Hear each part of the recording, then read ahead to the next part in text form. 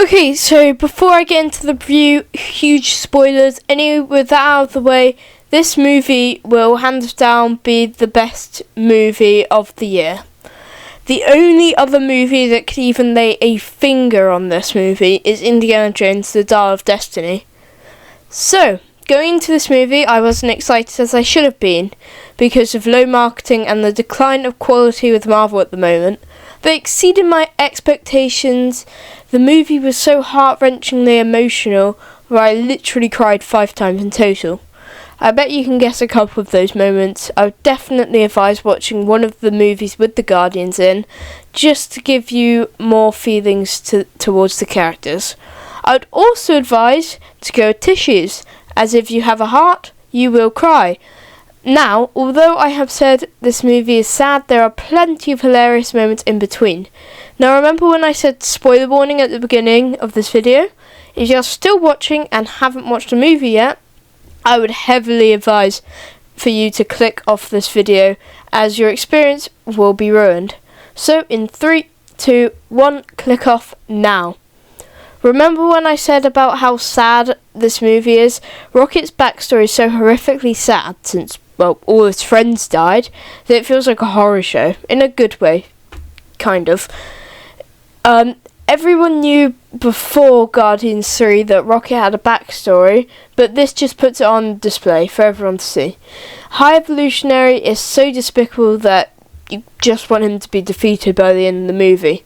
Most of the Guardians are at their best in this movie. The first F-bomb in the MCU is so satisfying and hilarious, and I genuinely thought Peter was going to die. Although a lot of people have said Adam Warlock was a letdown, he was so funny that I didn't really care about him being kind of stupid. This soundtrack was once again perfect, with more of an actual soundtrack vibe.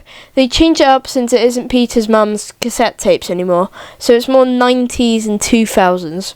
My favourites from this soundtrack are Dog Days Are Over, No Sleep Till Brooklyn, and In the Meantime. Come and Get Your Love is in the first post-credit scene, so one of the best songs from Marvel from Guardians 1 is in Guardians 3. So all these songs would be ones that you would want to play in a car, basically. Some of the most badass action scenes in all of Marvel are in this movie. Now for the most embarrassing part of the review, it's time for me to say which parts I cried at. First part, I cried at Rocket's friends dying. I mean, they are cute fluffy animals, how the hell do I not cry?